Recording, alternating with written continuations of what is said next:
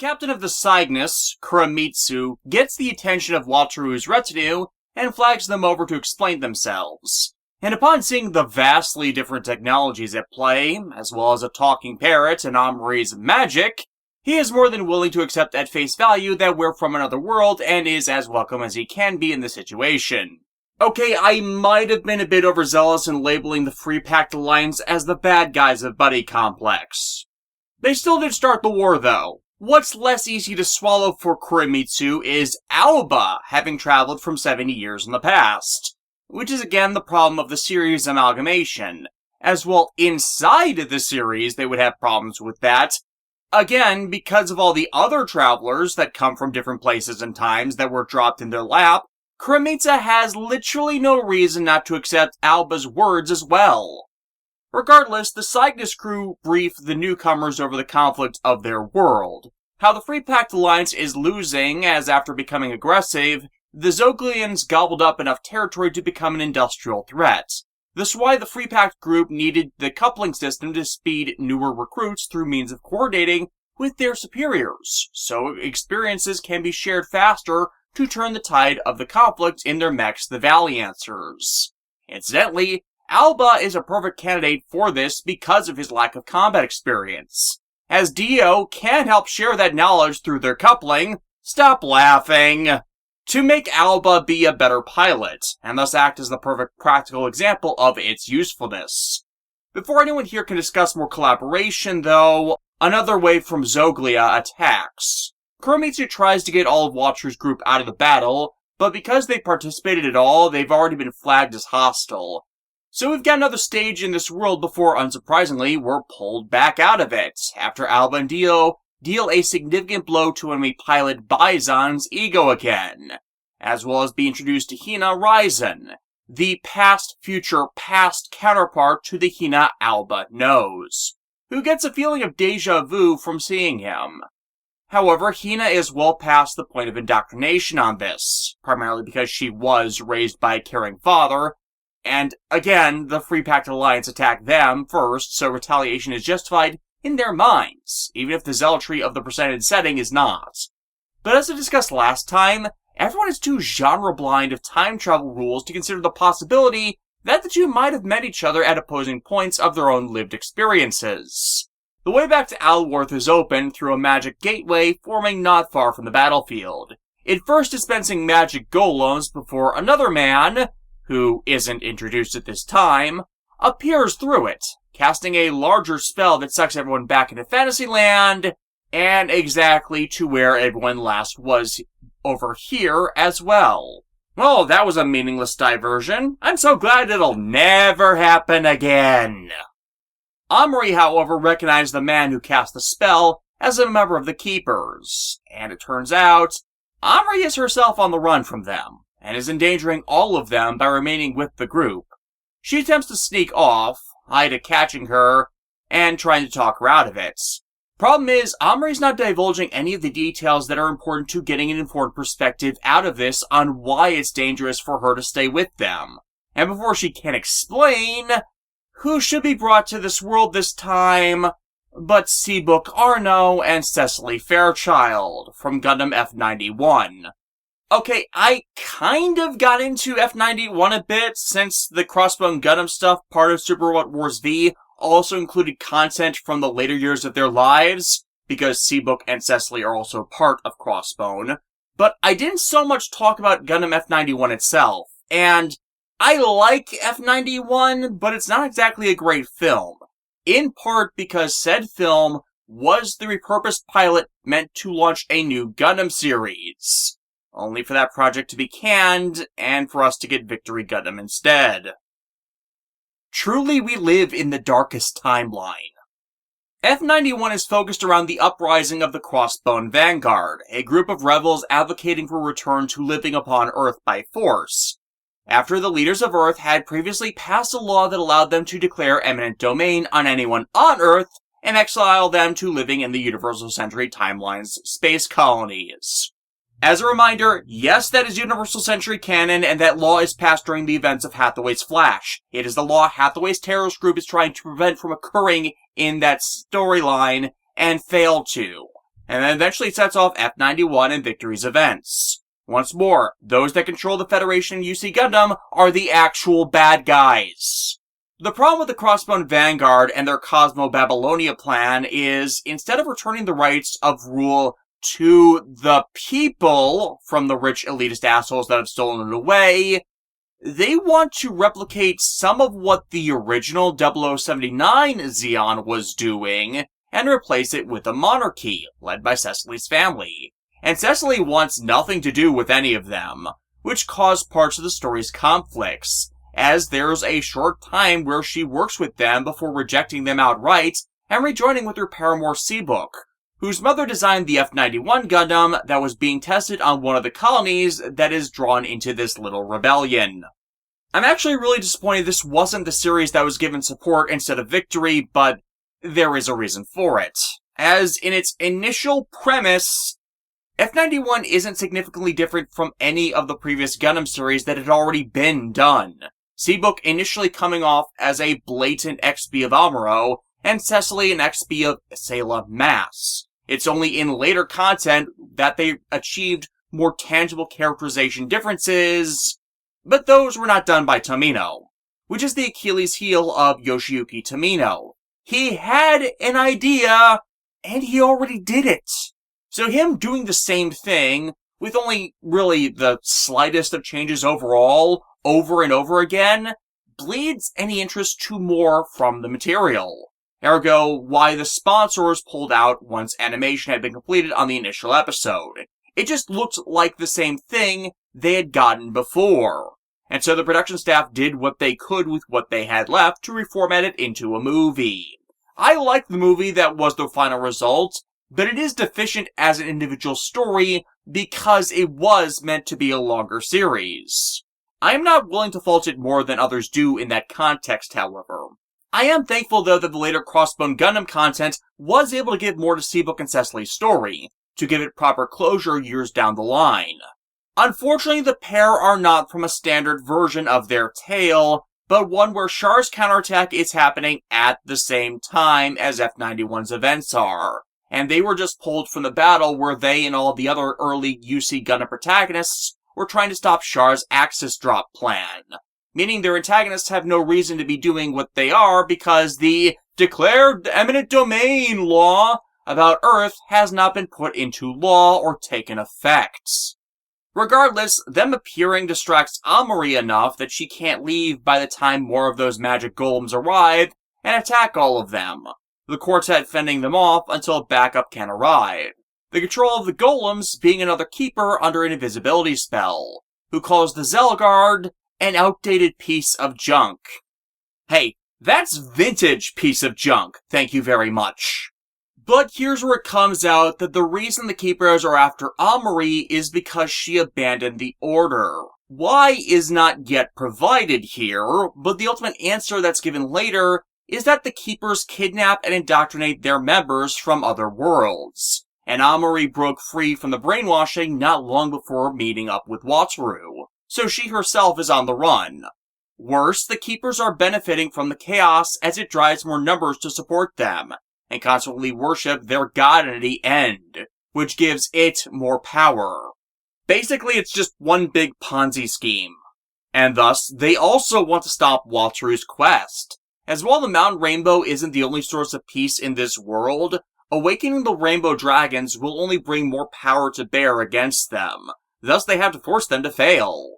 And unfortunately, the Sorcerer's Auto Warlock is much more advanced than the Zelgard, far more efficient in its magic amplification. Amuri asking the Sorcerers to spare the others' lives, but it's only when she gathers her own resolve to fight that the Zelgard respond to her will, shocking the Sorcerer as it permits Amuri to use magics never seen before by their order.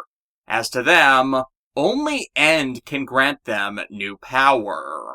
Plot points, but not in the way you might think. In the meantime, however, 今こそ見せます私だけのドグマ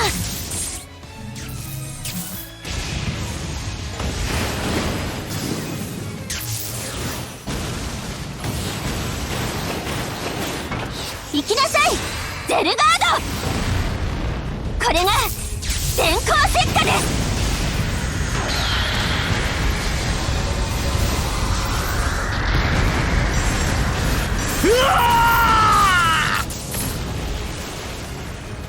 From this, it is revealed that the sorcerer they've been fighting is your opposing gender main character, the one you didn't select at the beginning of the game.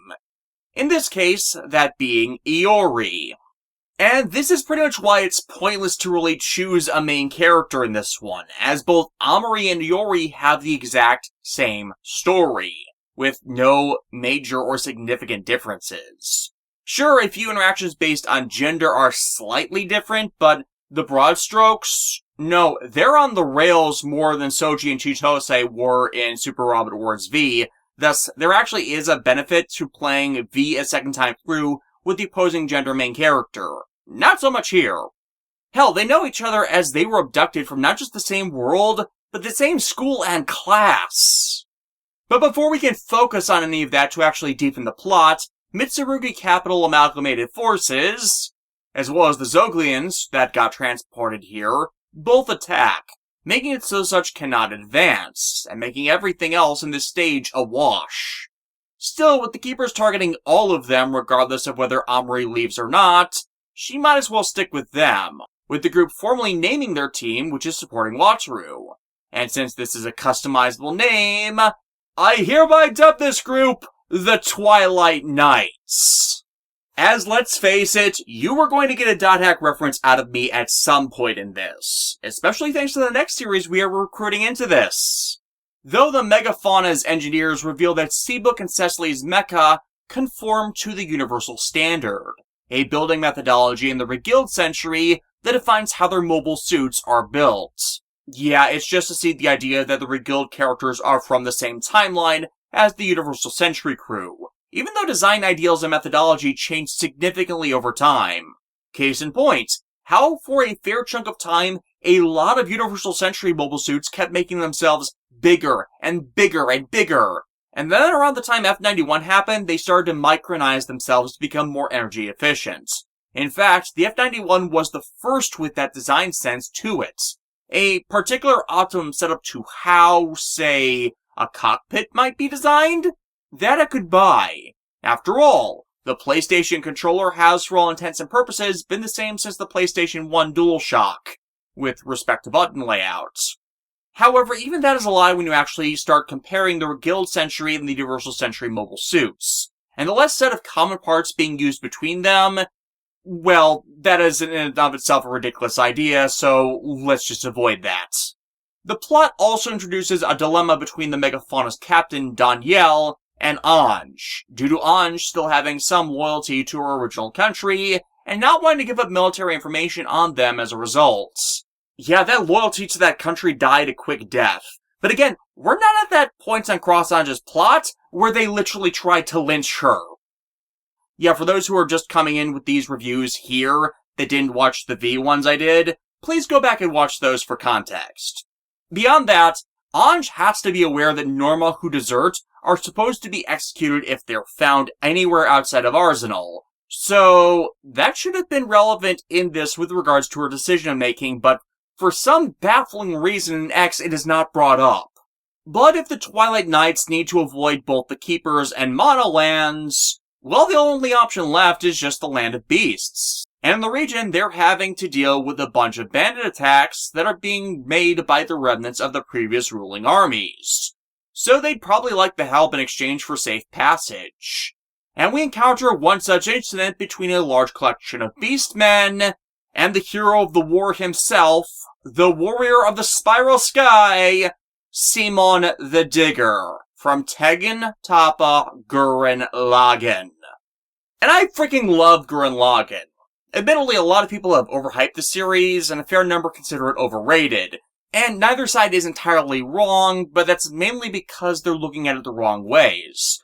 But quite frankly, I just love the writing of its creator Kazuki Nakashima, who is the true man behind all that makes such work. Case in point, another series of his he co-wrote with Riku Sanjo that I actually like, Kamen Rider Force.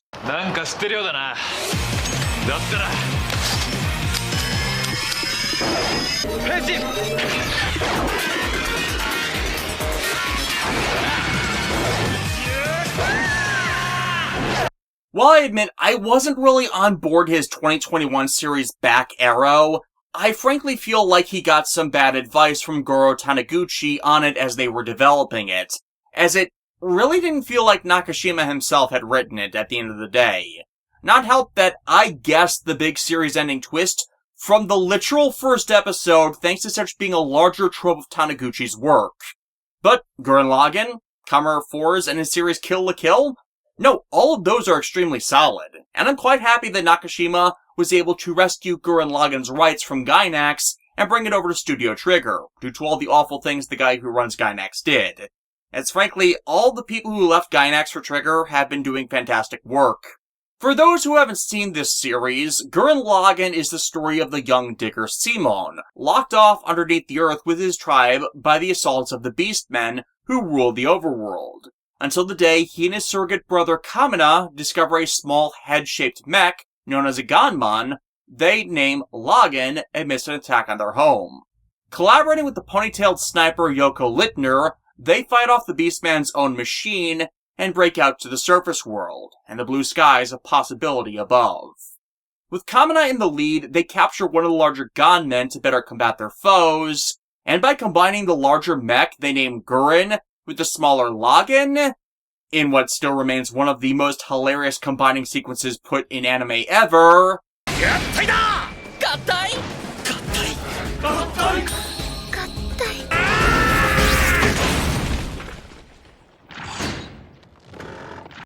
Simon and Kamina form the super mecha Gurren Lagann, and began an adventure that drives them to openly rebel against the Beastmen and their leader Lord Genome, who oppress humanity beneath the earth lest the power of the human spirit, spiral energy, bring down even more nefarious monsters from the stars down upon them all. Simon and the crew of allies they gather, however, are completely unaware of this when they topple Genome's empire, but not without costs. For the first fatality of the series happens to be Kamina himself, who dies protecting Simon from harm in episode 8 of this 27-episode series. And speaking as one of those that watched this series twice, both with subtitles and with the fantastic dub of this series, that was a death no one was expecting as, to the casual observer, Kamina seems like the protagonist. And that is the biggest mistake an uninformed person may make. For when you pay attention to the series, you realize that Kamina didn't really do the things he was being credited for. All of his personal actions were to protect others by getting them out of harm's way, or were all bark and bluster with no bite, as he was completely incapable of doing anything himself.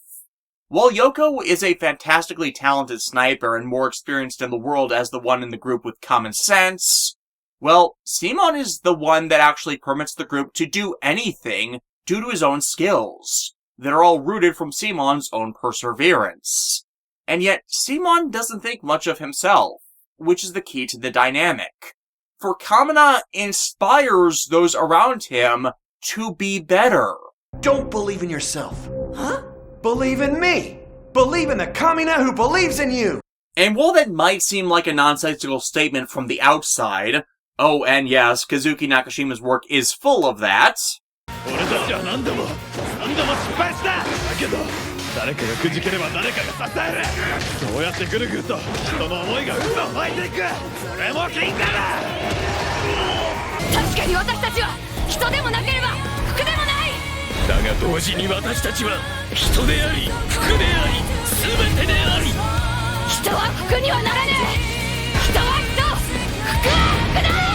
the reason they always work with Nakashima is when put in context of the entire series and the storyline to reach that point where that line is delivered, each and every one of them make absolute sense as they are the conclusions brought about from the journey to reach them as their culmination. So you must be aware of the journey to truly understand how fulfilling those statements are as a thematic leitmotif. The problem from an outsider's perspective is it does kind of seem like gibberish until you start turning them over in your head. And the belief line is the best introductory one to his work, to grasp an understanding of the metaphors Nakashima frequently makes use of, as if you don't have faith in yourself and your own capabilities, then who will? Well, the answer should be obvious, but it's often not. The people you are closest to will believe in you, even if you don't.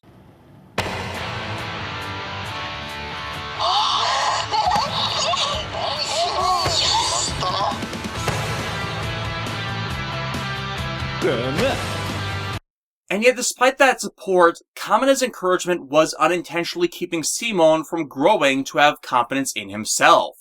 He was too reliant on it as a crutch, which would have harmed both of them in the long term, as Kamina just could not successfully do anything himself.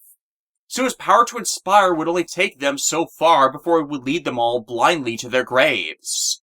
And the only way to prevent that would be to pass on that spark of inspiration to those more responsible than himself, and turn it into an inherited will that finally ignites in Simon his own drive. For that is the true theme of the series, which is in turn a repeated motif of Kazuki Nakashima's other works, as Gurren Lagann is a legacy story. My bro is dead! He's gone! But he's right there on my back, and here in my heart! He lives on as a part of me! If you're gonna dig to the heavens! No matter what's in my way, I won't stop! Once I've dug through, it means that I've won! Just who the hell do you think I am? I'm Simon. I'm not my bro. I'm me! Simon the Digger!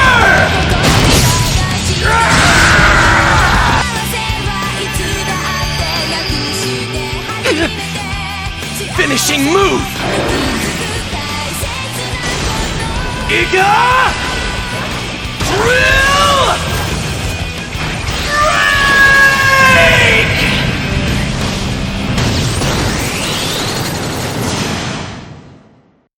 Or at least, that is one half of it, with Simon spending the rest of the series living up to, in his own words, the example of his brother.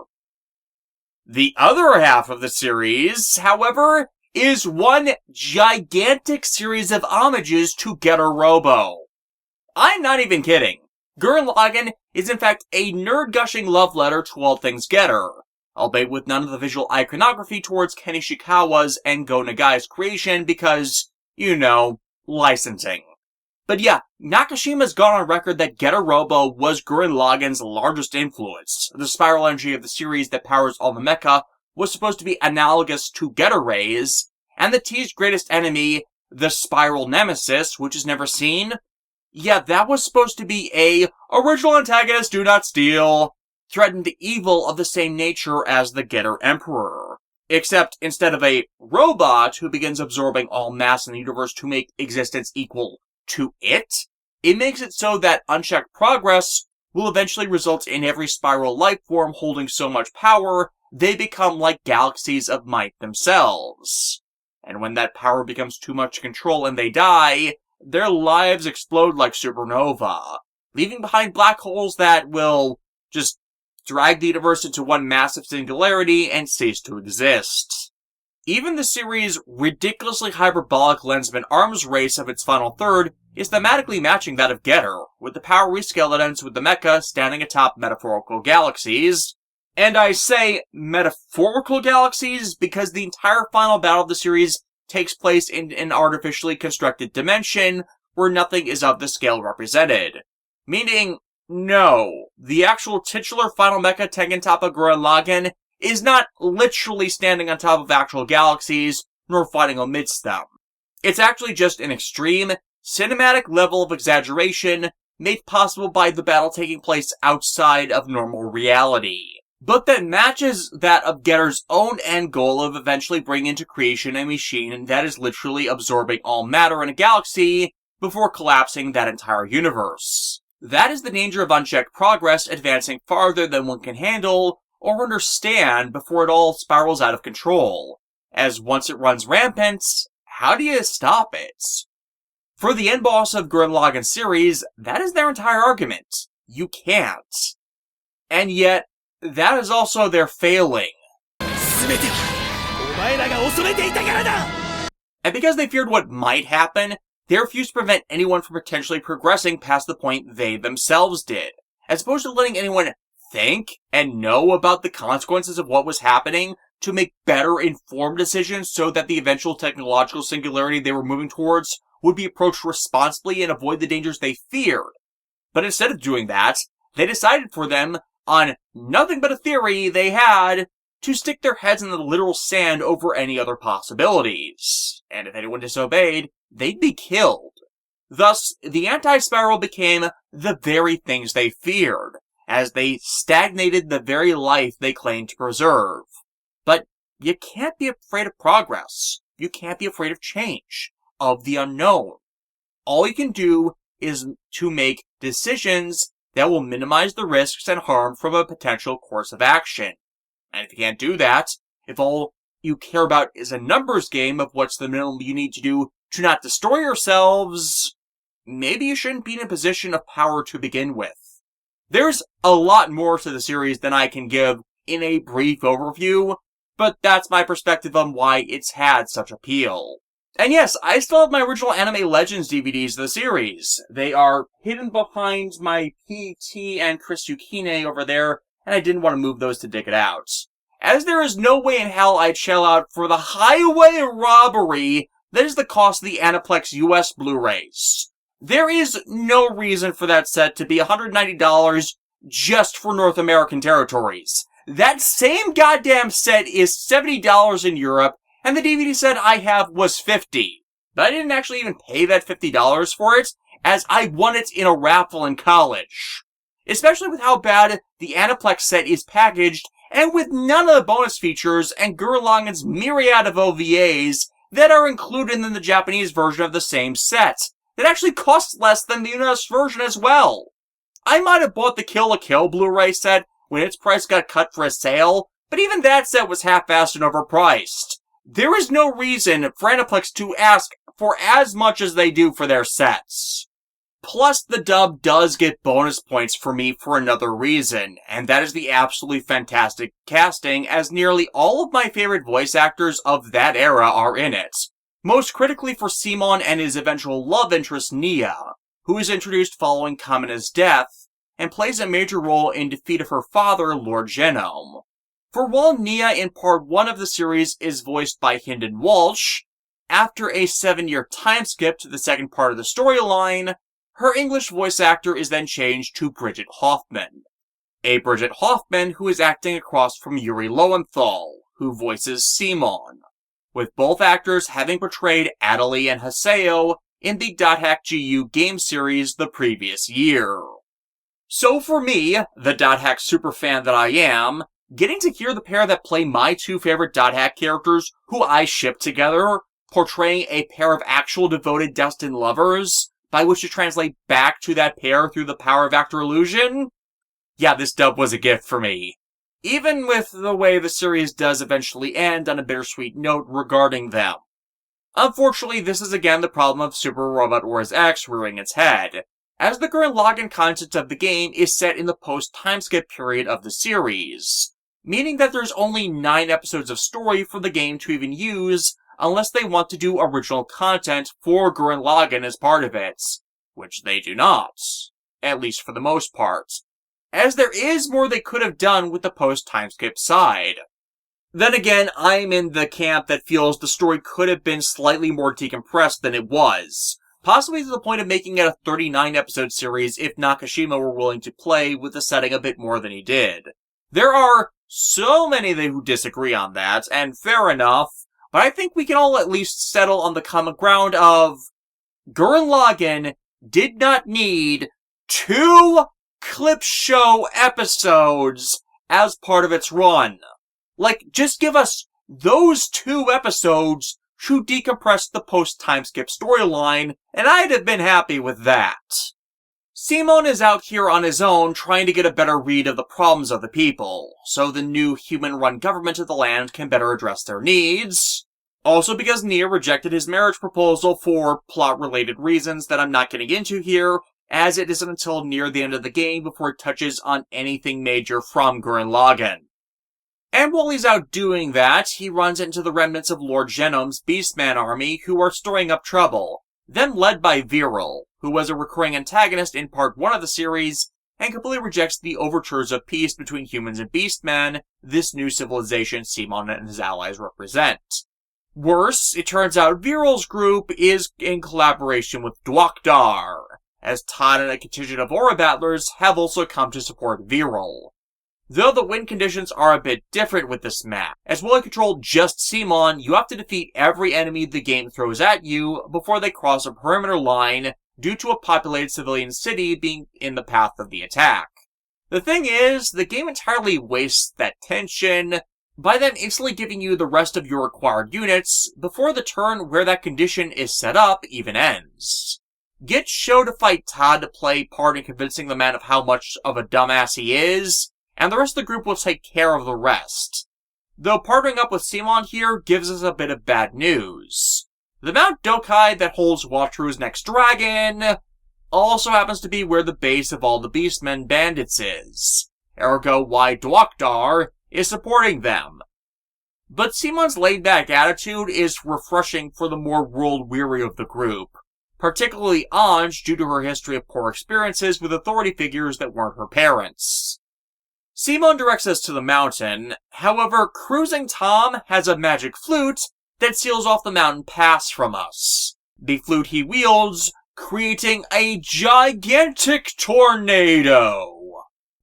Wouldn't it be better to use that when the mecha were in range of the effect to, wreck them with the casting itself instead of making them search for a way around it, or make them panic from the sudden appearance to then ambush them while they're disorganized?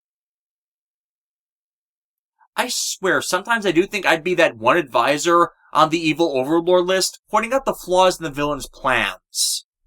Viral, however, is starting to reconsider the deal he's made with Dwokdar, as Tom treats him and the beastmen under his command like disposable animals, which is a far fall from either part of Lord Genom's forces, or even what they could have had among the humans of their land if it wasn't just their pride driving them apart from the other.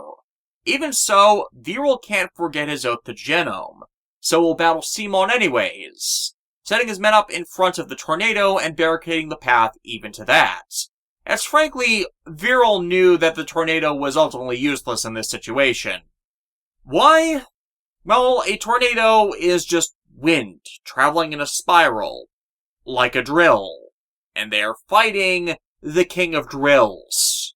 As all Simon has to do is dive into the tornado and spin the Gurren's Giga Drill in the opposite direction of the twister to dispel it. Doing so knocks Simon around enough to disorient him, however, prompting Viral to surprisingly come in as support, as it seems having his butt kicked has helped him get his head on straight, as he generally cannot stand Dwokdar.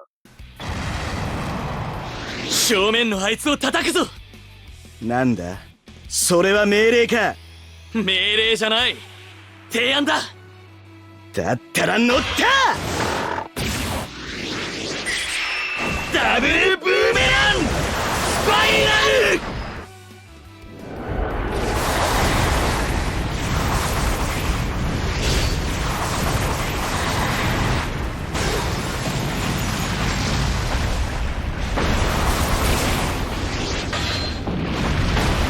The flute is stolen back from Tom, and the Dwokdar forces summarily stomped, with it just leaving the crew to figure out the riddle of the two dragon statues that are at the mouth of the mountain pass, which requires one man place their hands in the mouths of both dragons.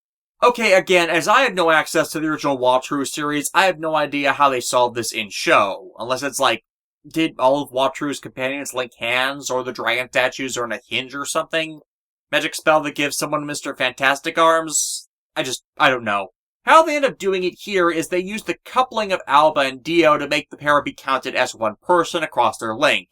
Which, again, is not how that is supposed to work, as the coupling system is not fusing their consciousnesses into one being, but letting them communicate thoughts instantaneously. But whatever, I've already gone off of the game's shoddy writing as it is, so it just works. And the dragons Chili Willy and Chili Billy are awakened. And yet they're still waiting on their pizzas. Where is that delivery bearer and bird anyways? Oh, right. They were turned into a marketable figurine by Nintendo. The twin dragons formally empower Wataru further, while also telling him there are artifacts aligned with the dragons like the flute they just recovered that are keys to unlocking all of their abilities. And it's likely the rest are in Dwokdar's hands as well. We get a bit more of the Wataru character Kurama's motivations as the spy in the group's midst reports to Dwokdar General Zan Cook. While it's been alluded to before that Kurama isn't naturally a bird man, it's also implied here that Kurama's entire village has been similarly cursed like himself, and Dwokdar has promised to undo the curse in exchange for his service. One might ask why he doesn't just ask Wataru for help, but the odds are that would have then endangered his home that is already under Dwokdar's thumb. So the best he can do is play unknown double agent, and not do more to help the would-be conqueror than he has to keep his cover. Which in this case means sabotaging the team. As Alba and Dio try to work on coordinating better to not be as reliant on the coupling system, Bellry tries to hit on Ida again under the cover of training themselves, only for Ida to rightfully smack his dumbass down. And Nadia keeps asking why they can't just let the Keepers of Order take care of all these bad guys instead of involving them.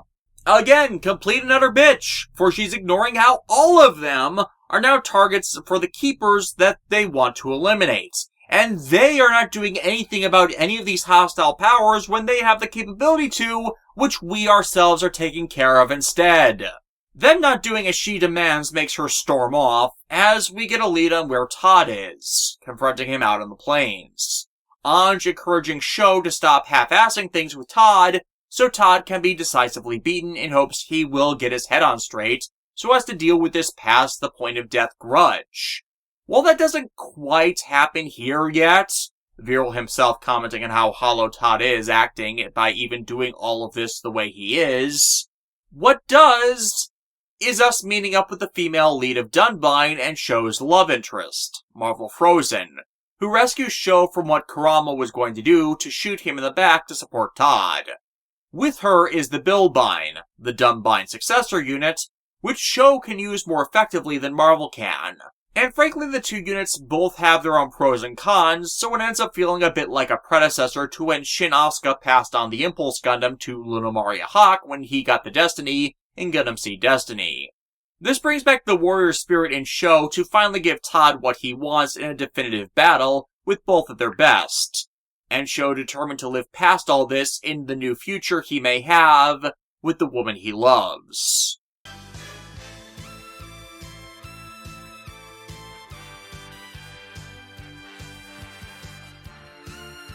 ここは地上でもバイストンウェルでもないのに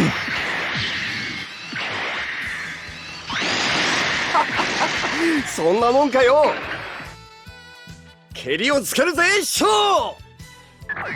こいつでとどめだ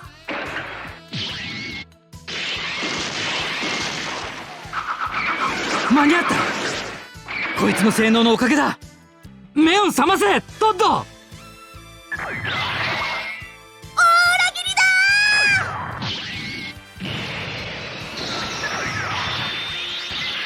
もらったしまった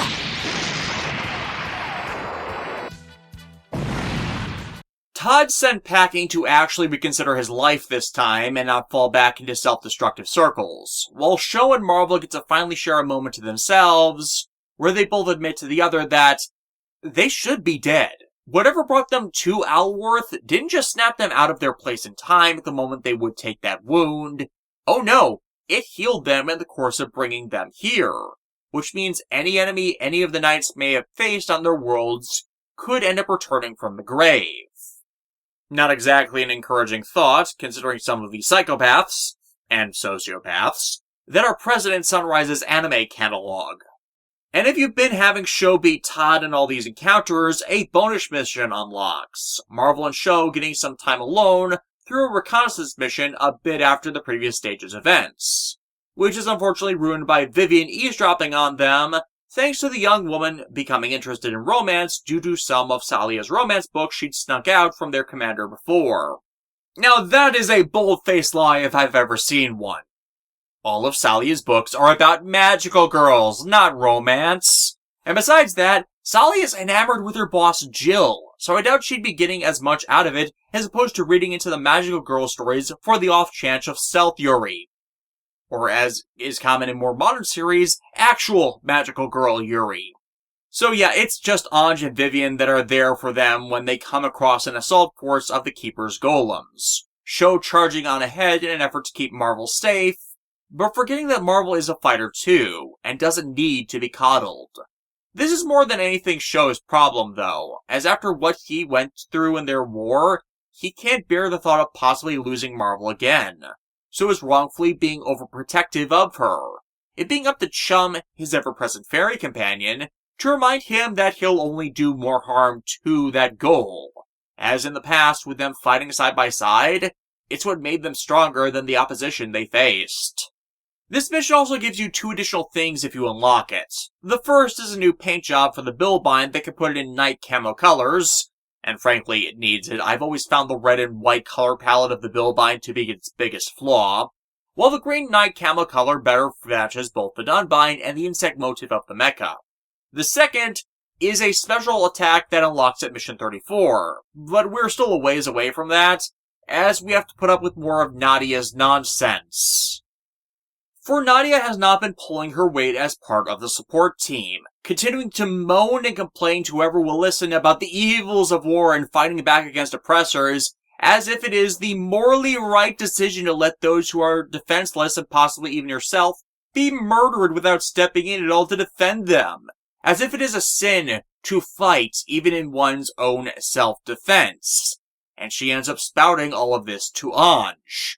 You know, the character who lost everything, had her parents murdered because of her status as a Norma, was turned into a slave through no fault of her own, and then forced to fight dragons who would kill her without a second thought. Which in comparison, makes Nadia out to be a spoiled, privileged, condescending bitch once again, as she has the luxury of never having to fight for anything in her life, while ridiculing everyone around her that gives her what she needs. Again, what is the appeal to this character? I generally do not understand it with how horribly she treats everyone around her, especially with her own backstory of being forced into financial servitude to a circus before Jean came into the picture. I kind of feel like X's writer deliberately paired her across from Anj on this one though, because pre-character arc Anj, you know, the one that Cross Anj's writer originally wanted to spend her entire series depicting Raz, would have been that same type of atrocious, reality-ignoring little girl. But why I like Anj so much as a character is specifically because she does grow the fuck up when exposed to the reality of the world, instead of continuing to delude herself with a make-believe fantasy that everything she says is correct. And Anj is only 2 years older than Nadia is, so Nadia being younger is not a fucking excuse. And Jean spoiling her hasn't done anyone favors on this by reinforcing Nadia's own delusion, leading her to just abandon everyone else. But unlike Amri, who felt she was endangering everyone, which made her want to leave before, Nadia has no reason to beyond her own wounded pride, albeit with her getting a little help from Kurama, as the spy directed her to a nearby settlement that is under Dwokdar's control, which is in turn actually an Atlantean ruin. Also, Kurama can turn her in to Dwokdar, so she can in turn be traded to the Neo-Atlantean forces on the planet, who have put out a bounty on her head. Though that would only work if Neo-Atlantis forces had not themselves also shown up. Gee, it's almost like Nadia being selfish only served to put herself and a lot of other people in danger for no reason at all. I wonder if that's better or worse in her mind than acting to protect people from an aggressive murderous force by acting in proportionate response to them. Kurama in his own mech defends her until the others can arrive and fight off Neo-Atlantis' minions, as well as the Zogilia Elite Corps. For while the Land of Mana's gotten backup from G-Reko's aggressors, the Buddy Complex antagonists have found solidarity with Neo-Atlantis. Which kinda makes sense. Neo-Atlantis' own forces are primarily based upon airships, not mobile weapons platforms. They were the only faction in this that didn't. This leads to a proper deduction of Gargoyle and his plans to get Nadia, claiming to be a more benevolent man than he is, and it's only because Jean refuses that Nadia doesn't stupidly sell herself to the devil, thinking giving the man everything he wants is a better way, despite how her giving in would be really, really bad. It's only when Gargoyle threatens her life, and the rest act to defend her, does she finally contextualize the idea that not all fighting is by default a bad thing. But it's still a problem with the character that this is something that only fits in her worldview if it is being something done just for her, as it doesn't deal with the root problem of the character that it isn't just about her. But with Neo Atlantis properly appearing in the storyline, then it only makes sense for them to be followed by the man, the myth, the legend, Captain Nemo. And he's not going to let the coward hiding behind a mask destroy the last good thing he brought into this world. Well, we'll admit, good is debatable at this point, but he's being a responsible dad, so there you go. 攻撃目標敵空中戦艦対艦戦闘用意了解対艦戦闘用意電子砲雷撃戦用意全艦電子砲雷撃戦闘へ能力伝達測敵完了ホーミングレーザーはい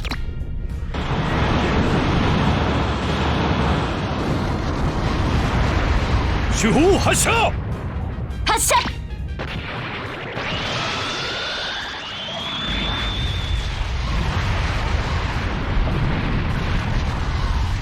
さすがは幻の発掘戦艦と言っておこう。 Gargoyle backs off, for now, in the face of it, allowing Nemo to meet up with everyone else, though Nemo just wants to get his daughter and former companions and leave. Unfortunately, Nadia's got to be a contrarian, and now wants to stay with the Knights because, for no viable and legitimate character reason, the story just says so. We get a bonus mission interrupting that, of Danielle trying to get Cecily to instruct Ida in the proper ways of the nobility, due to Ida being a rough and tumble type of person, which isn't fitting of the princess title that she has. And Danielle really not understanding who he's dealing with. Once again, the noble title of Cecily's family was bought, and she wanted nothing to do with them from the start. Plus, it's not even getting into the other princesses in this group. Nadia is a horrible person, and Anj was so traumatized by her entire world coming down around her, she's become defensive over the first sign she's being attacked or potentially manipulated. Anj does partner with Cecily on this task, though, and it's an amusing contrast between the two that keeps this mission from being the sexist bait one might expect, as Anj doesn't really think there's anything wrong with how Ida acts to begin with. Though this isn't surprising considering before her fall, Anj was a sports star in school. The point of the stage, as the group fights more Neo-Atlantis goons, just seems to be a lesson about grace under pressure. But again, I don't see why the G-Reco group always seems to direct the problem as being Ida's, because legitimately there's nothing wrong with how she is. But that's not the only plot Danielle sets in motion that goes south. For at the same time this occurs, another bonus mission has him plot to deal with Alba and Dio, who despite the coupling system are constantly bickering with each other. And it's getting on everyone's nerves, even though it's pretty clear that Alba is more of the problem. And it's Dio sure-fused when it comes to dealing with Alba, who is oblivious to how he antagonizes Dio constantly, that leads him to meet such in kind. Let's face it, Alba is more of a thorn in Dio's side than the entire Joestar line. My problem is every time I find them bickering in this game, if you pay attention, you realize they swap positions in the exact same goddamn argument. It's better to charge out and defeat enemies before they get to you. No, wait, you have to play defensive. You can't go out and chase a running enemy. Oh, wait, it's better to withdraw and rally against our other attackers. And then that exact one later down the line gets repeated specifically. Now, some of this is military strategy where certain things are better to be done in certain ways and it's important to know how to do what, when. But it's Alba's complete insistence in doing things in contrarian ways when you should not do the thing he wants to do, and never listening to Dio at all despite Dio having more combat experience than him. Even with the coupling system, Alba is danger to himself and others as he refuses to listen at all. And representing examples of teamwork between partners among those of the knights isn't really going to fix that, as Dio is more than capable of teamwork. It's Alba that refuses to get it. Though again, why this bonus mission works is it is as much an indictment against the other problem party members in this troop, such as Bellry getting called out for his crap again, and claiming that he has great teamwork with Ida, while he still does not listen to a single fucking word she says, as he uses this exercise as just another excuse to hit on her. So, as Dio says, they're a great example of how bad one-way communication is. Though really, I'm pretty sure they created this bonus mission just to give us this line. Really, the best example of teamwork that the Knights have right now is just Sho and Marvel. And that was a relationship built over mutual trust over a long time. And that's again why Alba's the problem, as he's not trusting in others, nor acting in a way that shows others can trust him in the moments that matter, as he won't do as they say when the other person that he should answer to does have the experience for him to have to listen to them. And really, this is an example of how the coupling system makes such ego problems worse, as if they're really getting inside each other's heads, then they have to know exactly what buttons to push. So it becomes an issue of putting aside one's ego. And because this is a bonus mission, they're not exactly doing that. So while you want them to just shut up about the argument and deal with the threat at hand, they're not doing that. And that's the entirety of the stage. Just playing that up. This is actually where we're going to stop this time, as the previous two videos both ran long, and we're about to hit the game's first route split. So, hopefully with the grand majority of new series introductions for this game over and done with, we can better progress through the story and the ones they bring in next time. Only one of which I've not previously talked about.